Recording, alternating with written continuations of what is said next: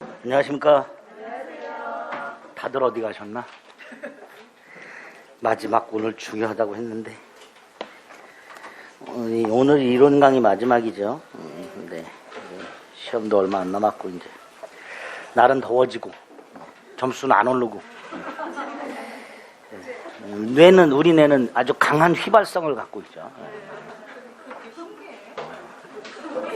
네? 네? 뭐 신기해요. 정상이죠 그게. 한 번 들어서 기억하고 있으면 뭐 컴퓨터게요. 이제 요 시점에서는 이제 민법 같은 경우는 이제 두 가지를 극복하시면 돼요. 하나는 알고 있는 것과 지문을 매치시키는 것. 그러니까 이제 문제풀이 통해서 훈련을 꼭 하셔야 된다고 말씀을 드렸고, 두 번째는 이제 그렇게 된 걸 머리에 남겨두는 거죠. 머리에 남겨두는 건 다른 방법이 없죠. 반복하는 거 외에는 다른 방법이 없습니다. 아직도 본인 머리가 컴퓨터 같이 정확하다고 생각하고 계신 분들이 계시는데, 돌아서면 까먹는 건 이게 정상이다라고 생각하시고 반복하는 것만 남았습니다. 그렇게 생각하고 접근하시면 돼요. 이제 7, 8월 달을 잘, 민법 같은 경우는 지금 뭐 한 20점대, 30점대, 40점대 다 거기서 거기죠. 20점대나 30점대나 40점대나 큰 차이가 없어요. 다 거기서 거기에요. 뭐 그날 운이 좋아서 몇 개 더 맞고 그러면 40점대고, 아침에 남편이랑 싸웠다 그러면 20점대고, 그런 거예요. 그런 거예요. 그러니까 그걸 한 5, 60점, 그러니까 40점대와 50점대는 좀 달라요. 그 점수 차이는 한 10점대 정도밖에 안 나겠지만 실정하면 좀 달라요. 그러니까 그 5, 60점대까지 끌어올리는 거를 7, 8월 달에 하는 거예요. 민법은. 매주 여러분들이 문제를 받으시죠. 복습 문제라고 해가지고 이제 전범위를 보고 있는데 전혀 안 읽히죠. 네, 공부는 무지하게 열심히 한 것 같은데 읽어보면 일단은 뭘 물어보는지가 파악이 안 되죠. 아직까지도 뭘 물어보는지 모르겠고, 지문을 보면 쉽게 풀었으면 참 좋은데 쉽게 풀었으면 일단 지문이 길어지죠. 그럼 누구나 풀 수 있어요. 시간 넉넉하게 주고 알아들을 수 있게 쉽게 풀었으면은 맞출 수 있는 문제들도 압축하고 추상적으로 표현들을 써놓기 때문에 일단은 뭘 물어보는지 모르는 경우가 태반입니다. 이제 그런 걸 극복하는 걸 문제풀이 과정에서 하셔야 돼요. 아시겠죠? 끝날 때쯤 문제풀이 과정을 어떻게 준비할 것인지 말씀을 따로 드리겠습니다. 각서라고 165페이지 환매할 차례죠. 계약 강론 보고 있습니다. 그 중에 매매 보고 있고요. 매매에서는 일단 매매계약의 성립권에서 계약금 꼭 기억하셔야 되고요. 매매계약의 효력이라고요. 기본이 있었죠. 매도인 권리 의무, 매수인 권리 의무, 그리고 매도인의 담보책임. 담보책임은 좀 외우셔야 된다 그랬어요. 맞추려면. 다 까먹으셨겠지만 이제 문제풀이에서 다시 한번 기억을 좀 환기할 겁니다. 매매 마지막이 환매죠. 환매는 뭐 별거 없어요. 단독 문제로 나오게 되고요. 보통 나오게 되면 아주 쉽게 나옵니다. 그래서 그 몇 가지만 체크하셔서 기억하시고, 이런 것들은 이해하려고 하지 마세요. 제도 자체가 우리 매매 예약도 그렇지만 현실적으로 많이 이루어지지 않는, 주위에서 흔히 볼 수 없는 형태이기 때문에 뭐 이해하기가 그렇게 쉽진 않습니다. 그러니까 시험에 나오는 것들만 몇 가지 딱 기억하셔야 돼요. 일단 환매는 매도인이 물건을 팔았죠. 일정 기간 내 일방적으로 되사오는 게 환매예요. 그럼 매수인 입장에서 황당하죠. 내가 물건 샀는데 일방적으로 뺏긴 거라고 생각하시면 돼요. 일방적으로 되돌려줘야 된단 말이죠. 따라서 아무렇게나 환매할 수는 없고요. 매도인에게 환매권이라는 게 있어야 돼요. 매도인한테 환매권이라는 권리가 있어야 일방적으로 되사올 수 있단 말이죠. 이 환매권 관련된 거 몇 가지만 기억하시면 돼요.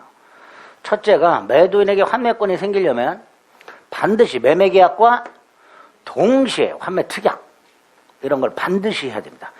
반드시 계약하고 같이 해야 돼요. 동시에.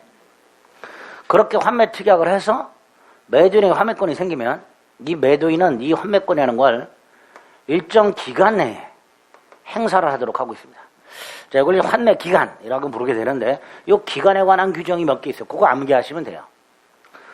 저 환매 기간은 당사자가 얼마든지 약속할 수 있어요. 요때까지 행사하기로 한다라고 약속을 할 수 있는데, 설령 그렇게 환매 기간을 약정하더라도 부동산 환매 기간 5년, 동산 환매 기간 3년 넘지 못하도록 해놨습니다. 여기서 또 왜요? 그러지 마시고 그렇게 못하도록 해놨단 말이에요. 두 번째, 그걸 넘으면 단축을 시켜버립니다. 요거보다 길게 정했을 때 그 기간 약정이 무효가 되는 게 아니라 5년, 3년으로 단축을 시켜버립니다. 단축. 세 번째, 기간을 정하지 않았어.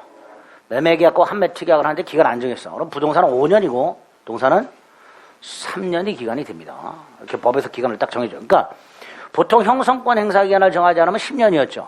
환매는 그런 게 없어요. 따로 규정이 있어요. 기간을 정하지 않으면 5년, 3년. 그래서 일반적으로 형성권 행사 기간을 정하지 않으면 10년이고, 그리고 상대방은 최고할 수 있는 게 기본이었죠. 뭐 수계이사 표시라든가 해제라든가 이하관결권 같은 것들 행사 기간을 정하지 않으면 10년이었고, 상대방은 물어볼 수 있고, 확답을 받지 못하면 뭐 해제권 수익을 거절한 것으로 본다, 해제권 소멸한다, 예약은 효력을 잃는다, 뭐 이렇게 되어 있었죠. 여긴 그런 게 없죠. 그러니까 만약에 시험 지문에 해제권 행사 기한을 정하지 아니한 경우, 상대방은 환매권 행사 기한을 정하지 않은 경우, 상대방은 환매권자에 대해서 환매권 행사 여부 확답을 최고할 수 있고, 기간 내 확답을 받지 못하면 환매권을 소멸한다, 이렇게 지문이 나왔다. OX, X 그런 거 없지요. 그런 거 없는데 이렇게 제가 확인을 안 시켜드리면 그 지문이 나오면 굉장히 자연스럽죠. 어서 많이 들어본 그런, 그죠? 흐름이잖아. 그러니까 굉장히 자연스러우니까 오 이렇게 빡 치는 분들이 태반이란 말이죠. 여긴 그런 거 없습니다. 조심하셔야 돼요. 마지막으로 한 번 정한 기간은 절대로 연장하지 못한다. 쐐기를 박아놨습니다. 그거 꼭 기억하셔야 돼요. 이렇게 기간 내에 환매권을 행사하면 되는데 반드시 돈을 줘야 돼요. 환매 대금을 제공하면서 환매권을 행사하도록 하고 있습니다. 따라서 기간 내 대금을 제공하지 않으면, 환매권자가 기간 내 대금을 제공하지 않으면 환매할 권리를 잃는다, 이렇게 돼 있으니까 반드시 기간 내 환매 대금을 제공하면서 환매하라, 이렇게 돼 있죠. 이때 환매 대금은 당사자가 약정할 수도 있고요. 약정이 없으면 기존 매매 대금 있겠지. 그 매매 대금에다가 매수인이 부담한 매매 비용, 합한 금액이 환매 대금이 됩니다. 자, 이렇게 기간 내에 대금을 제공하면서 환매를 했다. 그럼 그 효과. 자, 효과 가만히 보세요. 매수인은 물건 돌려주죠. 매도인은 돈 돌려주죠. 여기서 그 물건만 돌려주고 과실은 어떻게 할 것인가? 대금의 이자는 어떨 것인가? 이런 문제가 생기겠죠. 요거는 퉁친 걸로 본다, 이렇게죠. 목적물의 과실과 대금의 이자는 상계한 것으로 본다. 그런 조문들 기억하시는 거예요. 마지막으로 부동산 환매권은 뭐 할 수 있다? 등기할 수 있습니다. 부동산 환매권은 뭐 할 수 있다고요? 등기할 수 있도록 했어요. 따라서 갑이 을에게 A 토지를 매각을 하면서 동시에 환매 특약을 했다. 그래서 갑이 환매권을 갖고 있다. 을에게 소유권 이전 등기를 해주겠죠? 그리고 갑의 이름은 뭘 등기해놔요? 환매권 등기. 이전 등기에 부기 등기로 환매권 등기를 해둡니다. 이전 등기하면서 부기 등기로 환매권 등기를 해두면 설령 중간에 을이 병한테 팔아먹었다 하더라도 그 제3자에게도 환매 효력을 주장할 수 있게 됩니다. 따라서 이 제3자는요, 환매권이 등기되어 있는 부동산 샀다가는 나중에 소유권을 상실할 가능성이 있죠. 조심해야 되죠. 그러니까 이렇게 부동산 환매권은 등기함으로써 제3자에게 주장할 수 있는데, 요거를 매도담보 수단으로 활용한다. 매도담보. 그래서 민법상 환매는 주로 채권 담보 수단으로 당사자들이 활용하고 있다. 자, 여기서 매도담보라는 건 이런 겁니다. 을이 갑에게 돈을 빌려줘. 돈. 갑은 돈을 못 갚으면 토지 소유권을 넘겨주기로 해. 그리고 미리 채권자 이름으로 소유권 등기를 해놔. 여기까지를 양도담보라고 해요. 양도담보. 근데 양도담보는 어떤 문제가 있어요? 을이 소유권 등기가 되어 있으니까 중간에 선의의 제3자에게 팔아먹었을 때 얘는 소유권을 취득하게 되고 갑은 나중에 돈을 갚더라도 등기를 되찾아오지 못하는 이런 문제가 생겨요. 양도담보는. 그래서 채무자가 나중에 변제를 하고 등기를 되찾아오기 위해서 뭘로 등기해 둔다? 채무자 이름으로 환매권 등기를 하게 됩니다. 이렇게 채권자의 이름으로 소유권 이전 등기 및 채무자의 이름으로 환매권 등기를 하는 형태를 뭐라 한다? 매도담보 이렇게 부릅니다. 이렇게 채권담보수단으로 주로 쓰고 있다. 딱 요 정도. 이게 환매의 끝이. 그 매매가 끝이 났어요. 요 정도입니다. 매매는. 두 번째 계약 형태가 교환이 있죠. 교환은 양당사자가 재산권을 서로 이전해 주는 거예요. 상호 재산권 이전 약정이 교환이에요. 재산권. 갑은 A 토지 소유권을, 을은 B 토지 소유권을 이런 식으로 재산권을 서로 이전하는 약정을 교환이라고 합니다. 유상이죠. 쌍무고요. 낙성이면서 분료식이고 일시적입니다. 매매하고 똑같죠. 유상, 쌍무, 낙성, 분료식, 일시적 계약 이렇게 되죠. 그러니까 한쪽은 재산권을 주고 상대방은 돈을 주면 매매, 돈이 아닌 다른 걸로 주면 교환 이렇게 생각하시면 돼요. 자, 여기서 제일 문제가 되는 게 요 토지, A 토지와 B 토지 가액의 차이가 문제죠. 요건 2억짜리, 요건 1억짜리. 그럼 차액 1억을 어떻게 할 것인가? 네. 다른 재산권으로 넘겨줄 수도 있죠. 돈으로 줄 수도 있죠. 다른 재산권 또는 금전으로 넘겨줄 수 있어요. 이럴 수도 있어요. 이 A 토지에 1억 저당권자가 있어. 그럼 그 1억 채무, 얘가 1억 저당권자가 있다는 건 얘가 1억을 누군가한테 빌렸다는 거죠. 그 채무를 얘가 인수할 수도 있어요. 그죠? 그렇게 할 수도 있단 말이에요. 이런 식으로 재산권의 차익을 어떻게 보충할 것인가의 문제가 생기고, 다른 재산권으로 넘겨줄 수도 있고, 금전으로 지급할 수도 있고, 갑의 채무를 인수할 수도 있고, 이런 식으로 재산권의 차익을 처리하게 되는데, 여기서 금전으로 지급하는 거, 이거를 보충금이라고 부르게 됩니다. 그리고 그 보충금에 매매 대금에 관한 규정을 적용하도록 하고 있는데요. 여기서 이제 두 가지를 조심하셔야 돼요. 하나는 교환 계약상 채무는 재산권 이전이 채무죠. 그죠? 따라서 보충금을 지급하는 것은 채무가 아니라는 걸 일단 기억하셔야 돼요. 보충금을 지급하는 건 교환 계약상 채무가 아닙니다. 따라서 갑은 A 토지 소유권을, 을은 B 토지 소유권을 넘겨주면 교환 계약상 채무는 이행한 것이다. 이렇게 되겠죠. 을이 설령 보충금을 지급하지 않았다 하더라도 B 토지 소유권을 넘겨주는 순간 을은 채무는 이행을 한 거예요. 그러면 두 번째, 이걸 이행하지 않았다. 채무 불이행이 아니죠. 아니잖아. 요건 이행하지 않았다 하더라도 요건 교환계약상 채무가 아니니까 교환계약상 채무 불이행이 아니고, 따라서 갑은 계약을 해지를 못한다. 이런 문제가 생긴단 말이죠. 그죠? 그래서 아까 말씀드린 대로 매매 대금에 관한 규정을 준용하도록 하는 거예요. 그래서 우리 보충금을 지급하지 않으면 교환계약상 채무 불이행은 아니지만 마치 매매대금 지급 불이행하고 똑같아지는 거죠. 그래서 갑은 계약을 해지할 수 있다. 이렇게 결론이 나오게 됩니다. 대금 안 준 거하고 똑같아지니까. 무슨 말인지 아시겠죠? 정리. 재산권 이전만으로 교환계약상 채무는 전부 이행한 것이다.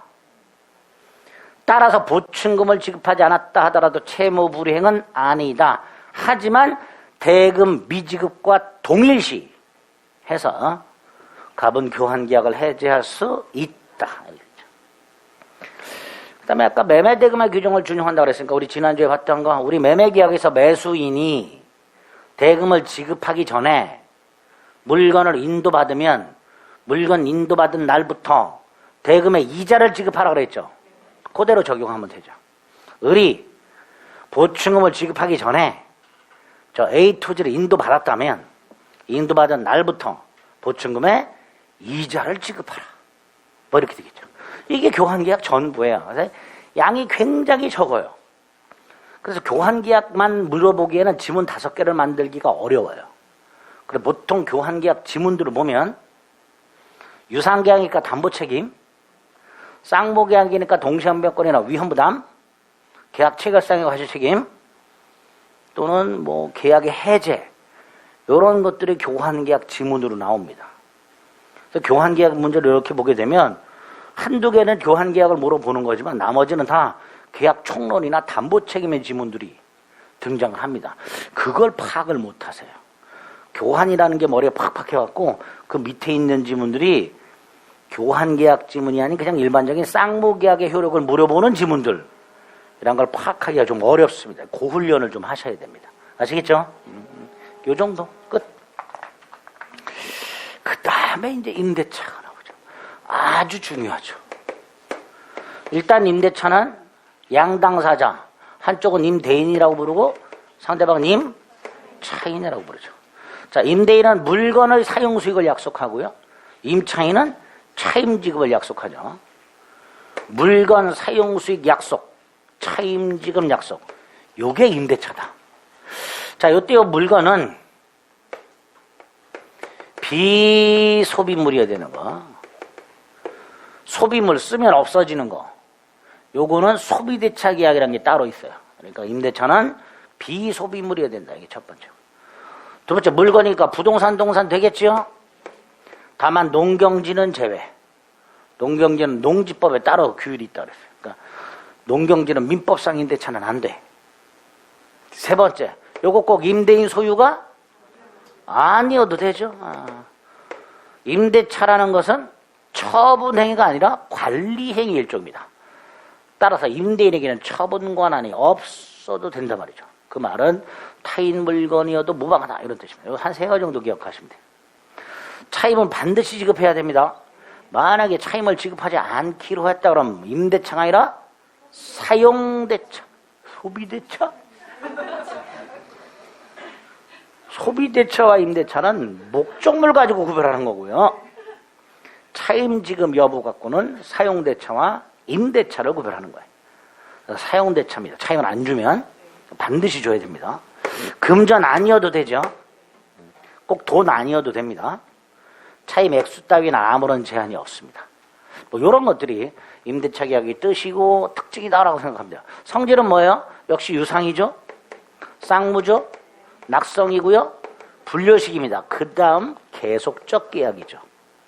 일시적 계약이 아니라 계속적 계약. 언제부터 언제까지 계약 기간이 정해져 있는 계속적 계약 이렇게 될 겁니다. 자, 임대차는요, 임차권의 특징을 좀 기억을 하셔야 되는데요. 임차권은 채권이라 그랬죠. 지상권이나 전세권처럼 타인 물건을 다이렉트로 사용 수익할 수 있는 물건이 아니라 임대인에게 사용 수익을 청구하는 채권입니다. 채권은 기본적으로 뭐가 없다 그랬죠? 대항력이 없다 그랬어요. 즉 제3자에게 채권을 주장할 수가 없다 그랬어요. 그러니까 갑소의 땅을 을이 빌려가지고 건물을 소유하고 있는데 갑이 땅을 팔았다.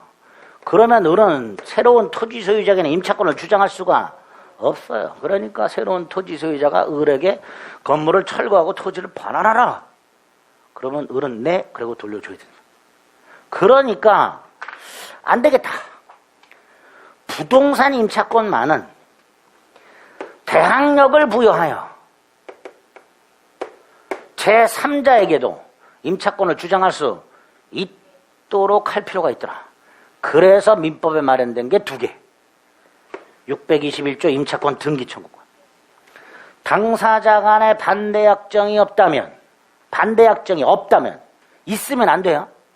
반대 약정이 없다면 임차권 등기 절차 협력을 청구할 수 있도록 해라. 그게 621조죠.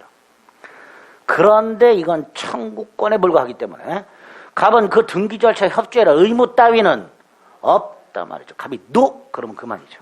다만 이제 당사자 간의 반대 약정이 없고 등기해달라고 청구했더니 갑이 흔쾌히 임차권 등기를 해줬다. 그럼 그때부터 제3자에게 임차권을 주장할 수 있게 됩니다. 또 하나가 622조죠. 건물을 소유하기 위하여 타인 토지를 빌려 건물 소유 목적 토지 임대차. 딱 요 경우만. 다른 건 안 됩니다. 다른 목적은 안 돼요. 남의 땅에서 뭘 소유하기 위해서? 뭐 지상권하고 이제 또 헷갈리기 시작하죠. 지상권도 곧 같은 목적이니까. 다만 지상권은 물권이고 임차권은 채권입니다. 어쨌든 건물 소유 목적 토지 임차인이 그 토지 임차권을 토지 등기부에 등기하지 않아도 건물을 소유권 등기를 하면 그때부터 제3자에게 임대차 효력을 주장할 수 있도록 해놨습니다. 이게 622조죠. 그래서 이 622조 대항력이 인정이 되려면 첫째 건물 소유 목적 토지 임대차야 되고요. 두 번째 반드시 건물 소유권 등기를 해야 돼요. 그리고 소급이 아니라 그때부터 주장할 수 있고요. 네 번째 제3자에게 주장할 수 있는 거예요. 이때 제3자가 누구야? 신소유자. 예? 그렇게 머릿속에 딱 기억해요. 마지막으로 건물이 존재하고 있어야 돼요. 만약에 이 건물이 멸실, 후패, 후패란 건 썩어 문드러졌다 이런 뜻입니다. 불후에 명작할 때 그 후죠. 불후가 뭐예요? 썩지 않는 명작이에요. 아세요? 불후의 후가 뭔지 몰라? 아니 이렇게 써가지고 모를 수도 있지. 썩지 않는 건물이 멸실, 후패한 때는 620조 대항력은 소멸합니다. 그런 것들이 딱 기억나시면 돼요. 어쨌든 이렇게 부동산 임차권을 제3자에게 대항할 수 있도록 하는 두 가지 장치가 민법에 있다. 세 번째 임대차 계약은 어떻게 체결되는가? 이 둘이 합의만 하면 되죠. 물건의 사용수익과 차임지급에 대한 합의만 있으면 돼. 네 번째 존속기한 및 갱신이 나와. 우리 지상권 존속기한 및 갱신, 전세권 존속기한 및 갱신 봤죠? 다 까먹었죠? 다 까먹었어. 괜찮아. 그거 기억하고 계시면 여기서 또 헷갈려. 다행이야. 다 까먹어서 헷갈릴 일은 없어요. 새롭게 보는 거다. 일단 민법상 임대차의 존속기간은 최장 없고 최단 없어요.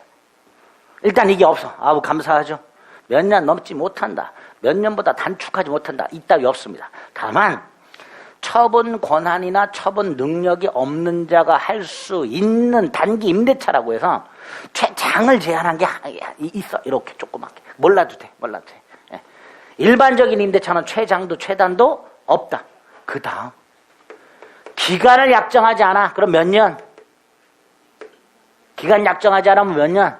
그런 거 없죠. 그냥 기간의 약정이 없는 임대차야. 요거를 635조에서 각 당사자가 언제든지 계약의 해지를 통고할 수 있도록 했습니다. 어서 비슷한 거 본 적 있죠? 뭐? 거기. 전세권.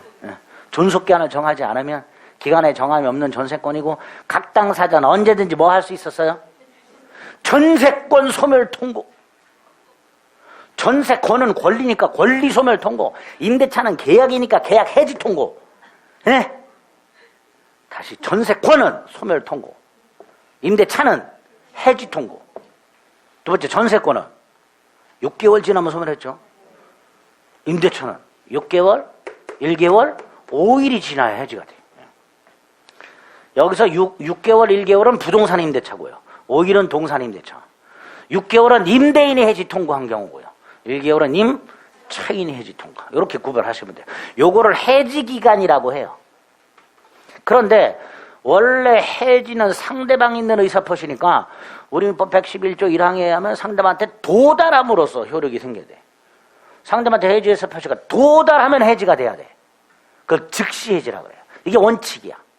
뭐가 원칙이라고요? 즉시 해지가 원칙이라고. 이 표현에 자꾸 현혹되면 안 돼요. 즉시 해지라는 건 즉시 해지하는 게 아니고요. 해지의 의사표시가 상대방한테 도달한 때 해지가 되는 게 즉시 해지예요. 이게 원칙. 그쵸? 111조 1항. 아니 그런 표정으로 저를 보지 말고. 이거 아는 거잖아 이거를. 즉시 해지가 원칙이라고. 그런데 임대차에는 해지 통고한 해지라는 게 예외적으로 있단 말이지. 즉 일정한 해지 기간이 지나야 해지가 되는 경우. 이걸 해지 통고로 한단 말이죠. 요게 4개가 있는데 일단 하나가 기간의 정함이 없는 거. 또 하나가 기간은 정했지만 해지권을 유보한 거. 또 하나가 임차인이 파산했을 때 해지하는 거. 이런 것들이 다 해지 통고에 의한 해지. 즉 상대방한테 일정한 기간이 해지 의사표시가 도달하고 나서 일정한 기간이 경과해야 해지가 되는 경우. 일단 3가지. 총 4가지인데 일단 3가지. 이따 체크해 드릴게요. 다 있어 여기. 요거 꼭 기억을 해 두셔야 된다. 기간의 약정이 없는 경우. 그 다음에 갱신은 민법에 3가지 종류가 있었죠. 약정갱신, 합의갱신이 있고 법정갱신, 묵시적갱신이 있고 갱신의 간접적 강제가 있는데 민법에는 이 임대차인이 3가지가 다 있다. 합의갱신은 얼마든지 할 수 있을까 신경 안 써도 되고 요게 문제다. 요거. 법정갱신, 묵시적갱신. 자, 민법상 임대차의 법정갱신. 법정갱신이라는 것은 법에서 정한 일정한 요건을 갖추면 갱신한 것으로 간주하는 게 법정갱신이죠. 법에서 정한 일정한 요건을 갖추면 갱신한 것으로 간주. 이게 법정갱신인데 우리 건물전세권 하나 본 적 있죠? 하지 말자. 그냥 있었어. 자, 민법상 임대차도 법정갱신이 있는데 요건이 3가지. 기억하셔야 돼요. 기간이 만료가 됐어. 임대차 기간이 만료가 되면 임차인은 물건 반환해야 되죠. 반환하지 않고 계속 써. 그럼 임대인이 빨리 반납해라. 전화가 와야 되지. 안 와, 전화가. 그러면 법정갱신이 됩니다. 즉 임대차 기간이 만료됐음에도 불구하고 임차인이 사용수익을 계속하고 임대인이 상당한 기간 내에 이의를 하지 아니한데 3가지 요건. 이게 민법상 임대차의 법정갱신의 요건입니다. 이 외우시는 거예요, 이런 것들. 그러면 그 효과는 뭐가 되냐?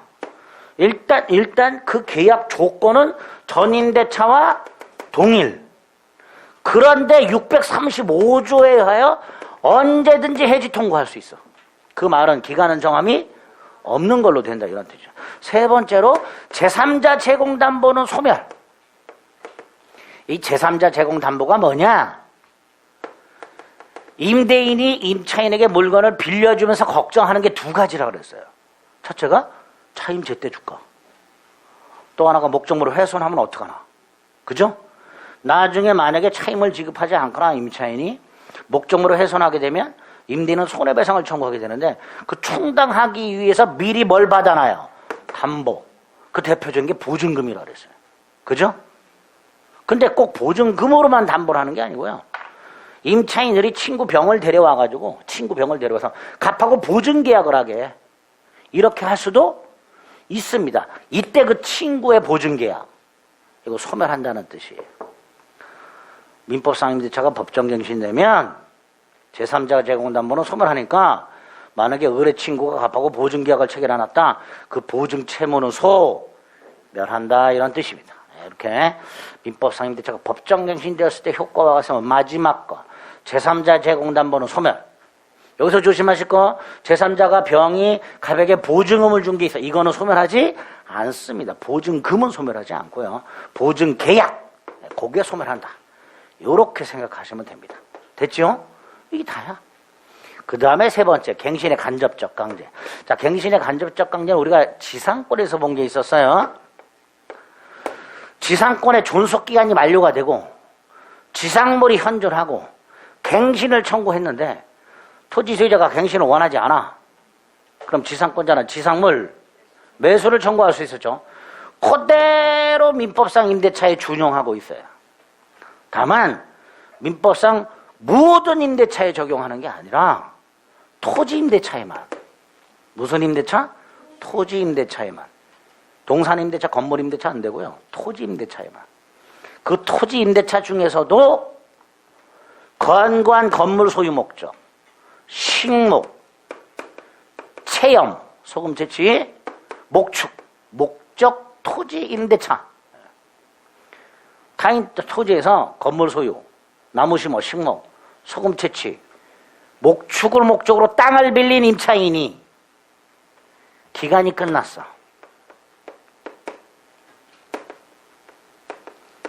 그런데 그 땅 위에 임차인수의 지상물이 남아있어. 건물, 나무, 소금 창고, 축사. 그래서 갱신을 청구했어. 그랬더니 임대인이 거절을 해. 요때 283조를 준용.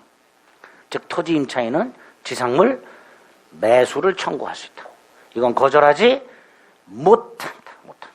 이렇게 갱신 방법이 세 가지가 마련이 돼 있다. 암기하시는 거 이런 거.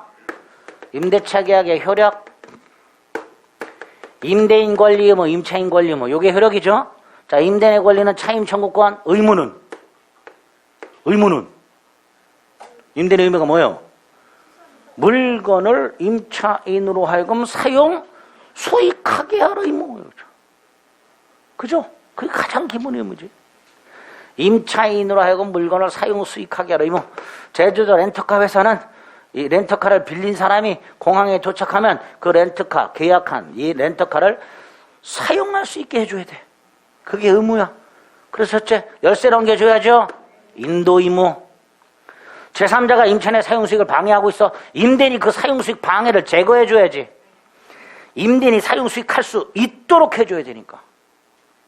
제3자가 방해하고 있으면 임대인이 가가지고 그 방해를 제거. 고장나면 고쳐줘야지. 현상, 유지, 수선 의무. 임차인으로 하여금 물건을 사용 수익하게 할 의무로부터 가장 중요한 현상유지 수선 의무가 나오게 됩니다. 이 현상유지 수선 의무를 이행하는 걸 뭐라 하죠? 보존행위 이렇게 부르죠. 임대인에게는 목적물에 대한 현상유지 수선 의무가 있다. 첫째, 목적물에 대한 현상유지 수선 의무가 있는 거지. 임차인 특수 목적을 위한 시설이나 구조를 유지해줄 의무는 당연히 없죠. 그거는 음식점 경영한다고 해서 임대인이 주방시설을 유지해줄 의무 이런 건 없는 거예요. 임차인 특수 목적을 위한 시설 구조를 유지해줄 의무는 없다. 두 번째, 모든 하자를 다 고쳐야 되는 건 아니다. 사소한 하자의 경우에는 별다른 비용을 들이지 않고도 고칠 수 있고 그 하자로 인해서 임차인의 사용식이 방해를 받질 않아.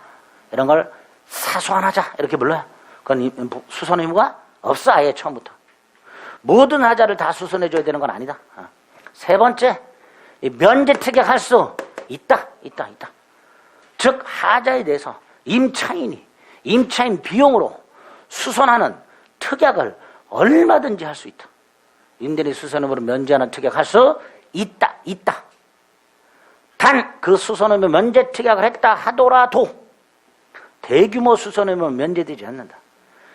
기본적 시설의 교체라든가 대파손 수선이라든가 이런 대규모 수선 의무는 면제되지 않는다. 네 번째,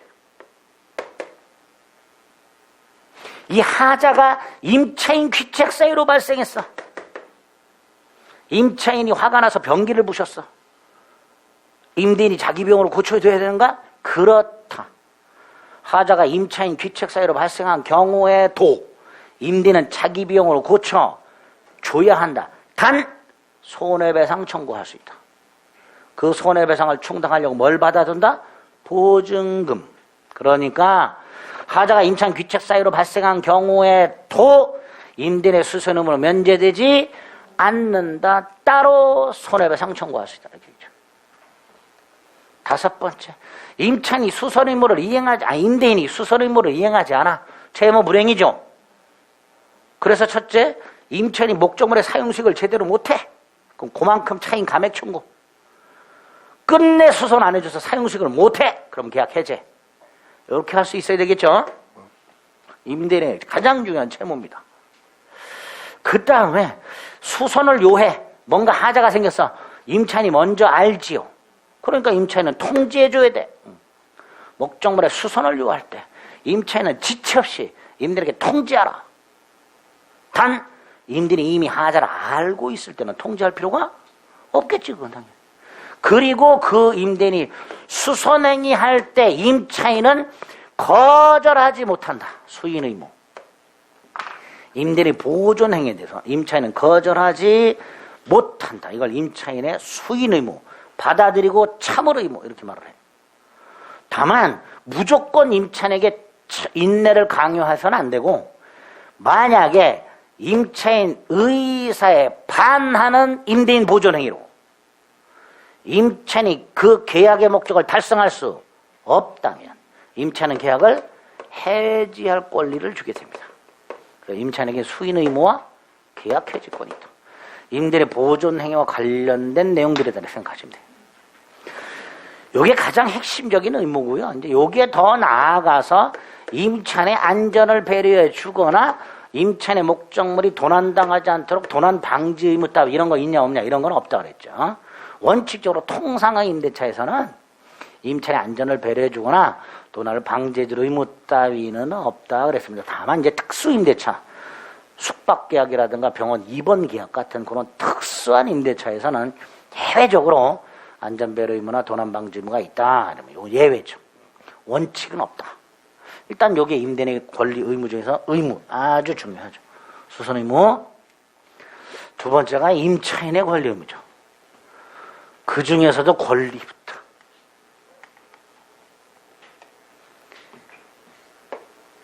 임차인의 권리와 의무 중에서 권리. 첫째, 임차권이 있었죠? 가장 기본이죠. 채권이라 그랬어요. 임대인에게 약속대로 물건을 사용하게 해달라. 임차권이죠. 근데 아까 말씀드린 대로 채권이니까 대항력이 없고요. 다만 예외적으로 대항력을 갖출 수 있는 게 두 개. 그거 일단 민법 기억하시면 돼요. 자, 중요한 게 비용상환청구죠. 임차인이 목적물에 지출한 필요비, 유익비, 상환을 청구할 수 있다. 유익비뿐만 아니고요. 필요비까지. 보존 필요비. 아까 보존행위 누가 해야 된다 그랬어요? 임대인이. 그러니까 만약에 임차인이 임대인과 연락이 안 돼서 임차인이 스스로 비용을 지출해서 고쳤다. 청구해야죠. 그게 필요비 상환 청구입니다. 이렇게 임차인은 목적물에 지출한 필요비, 유익비 상환을 청구할 수 있도록 해놨습니다. 두 번째, 이 필요비는요, 지출 후 즉시 청구. 반면에 유익비는 임대차 종료될 때까지 기다렸다가, 임대차를 보다 보면요, 종료가 있고 기간 만료가 있고 명확하게 구별하셔야 돼요. 기간 만료가 종료 속에 들어있어요. 종료가 훨씬 넓은 개념입니다. 자, 임대차 종료 시 가액 증가가 현저한 경우, 그때 청구할 수 있도록 해놨습니다.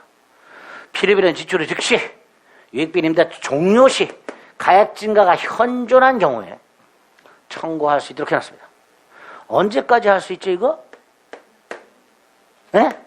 6개월이에요. 6월 내에. 언제부터?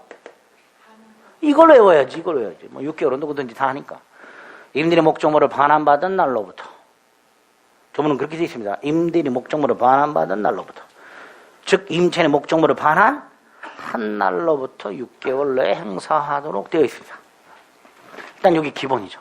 자, 네 번째. 유익비라는 것은요, 뭐 필요비는 뭐 수선비니까 뭐 큰 문제 안 돼. 요 유익비는요, 목적물의 객관적 가치를 증가시켜야 돼요. 그죠? 그러니까 임차인의 특수목적 시설비, 주방시설비라든가 간판 설치비라든가 이러한 유익비도 아니다. 목적물의 객관적 가치를 증가시킨 비용이어야 한다. 임차인의 특수목적 시설비는 필요비도 아니고 유익비도 아니다. 이렇게 되겠죠. 필요비도 아니고 유익비도 아니다. 그리고 이 유익비는 법원에 청구하여 뭐 할 수 있다? 상환기간을 허여받을 수 있다. 이렇게 되죠. 상환기간을 허여받을 수 있다. 그 다음에 이 필요비, 유익비 모두 다 목적물 자체에 지출한 거죠. 그러니까 유치권 주장할 수 있다. 뭐 할 수 있다고요? 유치권 주장할 수 있다. 그런데 유익비자 상환기간을 허여받으면 유익비는 아직 변제기가 도래하지 않았으니까 유치권은 성립하지 않는다. 이렇게 되겠죠. 이런 비용상환 청구는 임차인은 임대인에게 비용상환을 청구할 수 있다. 임의 규정이다.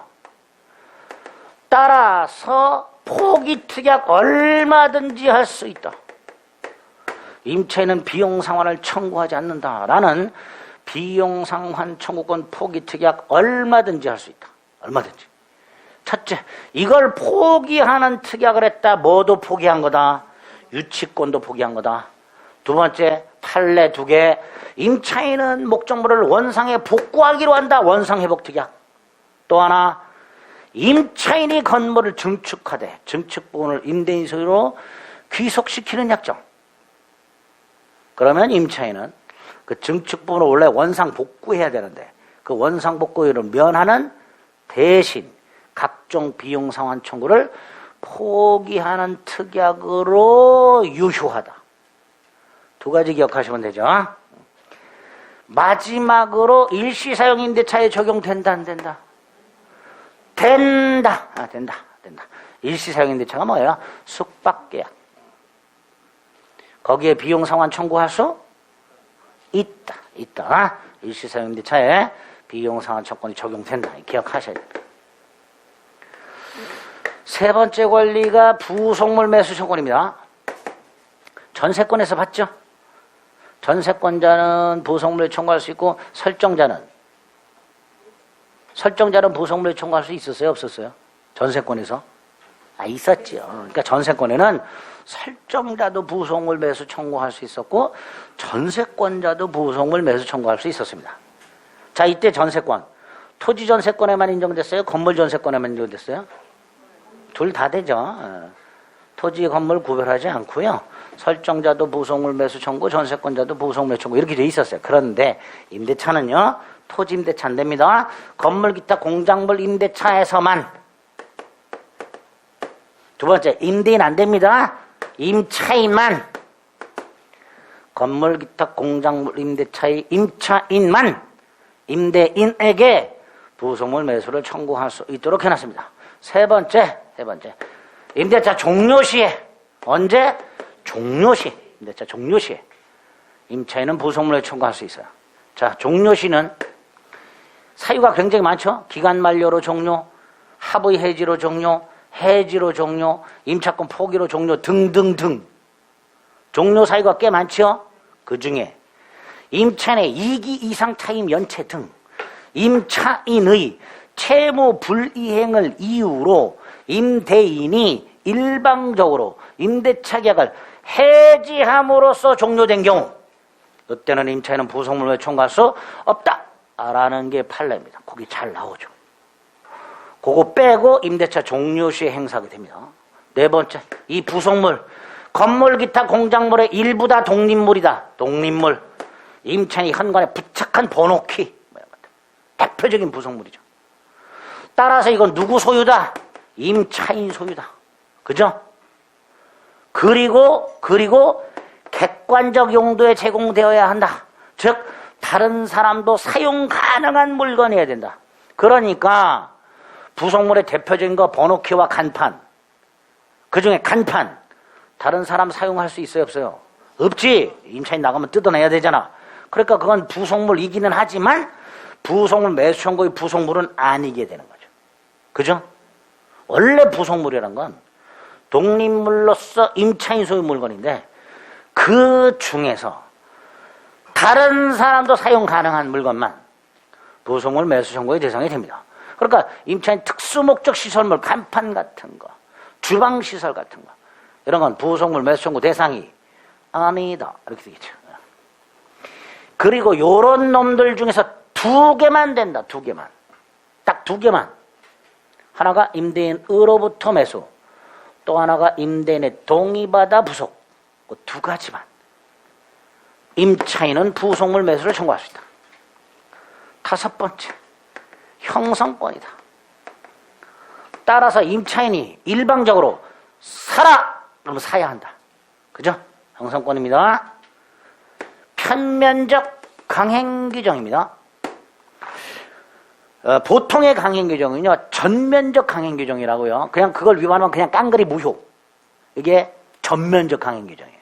근데 편면적 강행규정은요, 그걸 위반하면 원칙 무효. 원칙 무효. 단, 상대방에게 딱히 불리하지가 않아. 그럼 무효가 아니야. 이런 걸 편면적 강행규정 이렇게 불러요. 그러면 임차인이 임대차 종료 시에 부속물 매수 청구를 포기하기로 하는 약정 원칙 무효. 그쵸? 다만 임차인에게 불리하지 않아. 그럼 무효가 아니야. 대표적인 게 뭐가 있어요? 차임 및 보증금을 시세보다 저렴하게 하는 대신 부속물 매수는 포기하기로. 이건 딱히 임차인에게 불리한 게 아니니까 무효가 아니다. 이렇게 되죠. 이런 걸 편면적 강행규정 이렇게 부릅니다. 마지막으로 일시사용 임대차의 적용 안 합니다. 일시상임대차에서는 부속물 청구 따위 인정되지 않습니다. 비용은 인정되죠? 부속물은 안 됩니다. 자, 그 다음에 이제 제일 중요한 거, 지상물 매수 청구. 임차인의 권리 중에서 제일 잘 나오고 제일 중요한 거. 자, 아까 살짝 봤죠? 네? 토지, 차인에게만이다. 토지, 차인. 우리 지상물 청구도 지상권에 있어요. 그죠? 지상권에는 지상권 설정자도 지상물 매수 청구할 수 있고, 지상권자도 지상물 매수 청구하도록 돼 있어요. 그죠? 그런데 임대차에서는 토지, 임차인만. 그것도 모든 토지 임대차도 아니고요. 견관 건물, 식목, 체험, 목축 목적 토지 임대차에서만. 다른 토지 임대차는 안 되고. 일단 임차인의 지상물 매수 청구가 인정이 되려면 이런 목적으로 땅을 빌렸을 때만 이렇게 되죠. 그리고 두 가지 경우에만 하나가 기간을 정했는데 기간이 만료, 지상물이 현존, 갱신 청구했는데 거절. 요때 임대차 기간이 만료됐고 지상물이 현존하고 임차인이 임대인에게 갱신을 청구했으나 임대인이 거절했을 때. 이게 첫 번째. 두 번째, 요럴 목적의 토지 임대차 기간을 약정 안 했어. 그 상태에서 지상물을 갖고 있어, 임차인이. 그런데 임대인이 느닷없이 해지 통고했어. 할 수 있다 없다? 있죠? 기간 약정하지 않았으니까 해지 통고할 수 있고요. 토지 임대차고요. 임대인이 통고했으니 6달 지나면 해지가 되죠. 이때 임차인 갱신 청구할 필요 없이 지상물 매수를 청구할 수 있다. 그래서 요거는 민법이고요. 요건 판례죠. 두 가지 경우. 딱 요 두 가지 경우에만 임차인은 뭐 할 수 있다? 지상물 매수를 청구하자. 특히 여기서 아까 부속물 매수 청구는 종료시라 그랬죠. 지상물 매수 청구는 기본적으로 기간 만료시죠. 네? 이거를 이렇게 바꿔서 틀린 걸로 출제한 적이 있습니다. 우리 시험에서.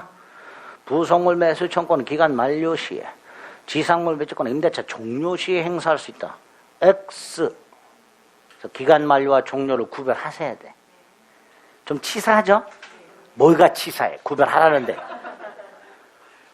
부속매수권 종료시, 지상매수권 기간 만료. 기억하시죠? 자, 일단 요 지상매수권은 여기 일단 기본입니다. 요런 경우면 인정이 된다. 이렇게 되겠죠. 세 번째, 이 지상물 매수권 누가 하는 거라서요? 임차이면서 지상물 소유자가. 그러니까 임차인이 지상물을 소유하다가 지상물만 팔았다. 임차인은 더 이상 지상물 소유자가 아니니까 매수 청구할 수 없다. 이렇게 되겠죠. 그죠? 자, 누구한테 하죠? 임대인한테 해야 되죠? 언제? 임차권 소멸 당시 토지 소유자. 이렇게 돼요. 판례가. 그냥 임대인인데 원래 그냥. 조금 더 정확하게 임차권 소멸 당시 토지 소유자 겸 임대인. 그런데 임차권이 소멸할 때 토지 소유자가 갑이었는데 을이 지상물 매수를 청구하지 않고 있는 사이에 갑이 땅을 팔아서, 그럼 얘는 임차권 소멸 당시 토지 소유자가 아니니까 을은 새로운 토지 소유자에게는 지상물 매수를 청구할 수가 없는 게 원칙이죠. 그죠? 그런데 다행히 얘가 건물을 등기해놨어. 그럼 대항력이 있죠. 대항력이 있다면 토지의 신소유자에 대해서도 임차권을 주장할 수 있다. 뭐 이렇게 되겠죠. 그죠? 누가 누구에게 언제까지 행사할 수 있죠? 때려 부시기 전까지. 언제까지? 지상물을 철거하기 전까지. 토지 소유자 갑이 임차인 을을 상대로 철거 소송을 제기해서 승소 판결을 받았다 하더라도 이 건물을 철거 집행하기 전까지는 얼마든지 매수 청구할 수 없다. 이렇게 얼마든지 매수 청구할 수 있다. 언제까지? 그래서 누가 누구에게 언제까지 기억하시고, 그 다음에 이 매수 청구할 수 있는 이 지상물과 관련된 판례들, 웬만한 건 다 되는데요. 첫째 딱 하나 안 되는 게 있습니다. 임대차 목적에 반하여 축조가 되고 식목을 목적으로 땅을 빌린 놈이 펜션을 지었고, 두 번째 그 지상물이 임대인이 예상할 수 없었던 고가의 지상물, 이런 경우에는 아예 매수 청구할 수 없다. 그걸 빼고 나머지 다 된다.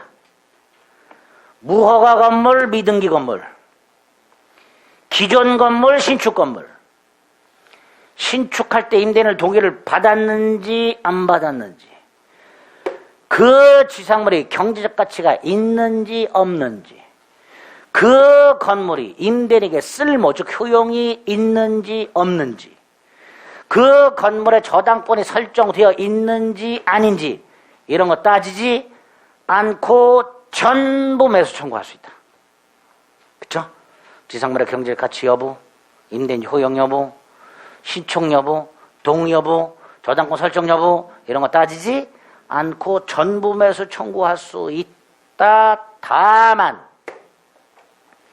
그 지상물이 임대인과 임대인이 아닌 자 소유 토지 위에 걸쳐 있어. 이때 임차인이 임대인에게 남의 땅 위에 있는 건물까지 사라 할 수는 없다. 전부 매수 청구할 수 없다. 그쵸? 남의 땅에 있는 건물을 사라 그러면 안 되지. 그러니까 임대인 소유 토지, 즉 임차지 상의 건물 중 구분 소유권의 객체가 될 수 있는 부분에 한해서만 지상물 매수를 청구할 수 있다. 이렇게 판결하고 있죠. 판례가. 요거 조심하셔야 돼요. 지상물 매수 청구권도 무슨 권? 형성권. 따라서 임차인이 사라! 그러면 사야 된다 그랬어요. 자, 이때 매매 대금. 청구권 행사 당시 시가. 매매 대금은 어떻게 정한다고요? 청구권 행사 당시 그 건물의 시가. 이게 매매 대금이다. 그런데 임차인이 임대인에게, 야, 내가 기존 건물 때려볼 때 비용 이만큼 들었고 새 건물 질 때 비용 이만큼 들었으니까 이거 다 내놔. 청구한 사건이 있었어요. 판례 그거 줄 필요 없다. 청구권 행사 당시 시가만 지급하면 된다. 두 번째, 청구권을 행사하게 되면 일방적으로 매매가 성립한다 그랬죠? 그죠? 그러니까 임대인의 지상물 매매대금 지급 의무와 임차인의 지상물 소유권 이전 의무는 무슨 관계? 동시이행 관계. 그런데 갑이 을이 갑에게 지상물 매수를 청구하여 을과 갑의 건물 매매 계약이 체결됐음에도 불구하고 갑이 건물 대금을 지급하지 않는다. 그러면 을은 건물 소유권 이전 거절할 수 있죠? 앤드 토지 반환도 거절할 수 있다. 원래 임대차 목적물 반환과 보증금 반환이 동생관계예요. 그죠? 그렇잖아요. 그런데 지상물 매수 청구한 경우에는 임대차 목적물 반환은 보증금뿐만 아니라 건물 매매대금 지급과도 동시 이행관계가 됩니다. 현실적으로 그렇게 할 수밖에 없죠. 에? 갑이 보증금을 줘. 그러면은 땅 반환해야 되지. 근데 건물 매매대금은 안 줬어 아직 갑이. 그러면 너는 땅은 돌려주고 건물은 갖고 있어야 되는데 어떻게 갖고 있어야 돼? 들어서 이렇게 할 수는 없잖아. 땅을 돌려주면서. 그러니까 지상물 매수 청구를 행사함으로써 매매계약이 체결됐을 때 을의 토지 반환 및 지상물 소유권 이전 등기 의무가 갑의 지상물 매매대금 지급 의무와 무슨 관계? 동시이행 관계. 여기서 을이 그 동시이행의 항변권을 행사함으로써 토지 반환을 거절하고 있는 경우 정당한 반환 거절이죠. 그죠? 정당한 반환 거절이야. 하지만 어찌됐건 이 땅을 반환 거절하면서 건물 소유를 통해 땅을 사용 수익하고 있죠. 그러니까 차임상당액은 부당이득으로 반환해야 한다. 이렇게 되겠죠. 그죠?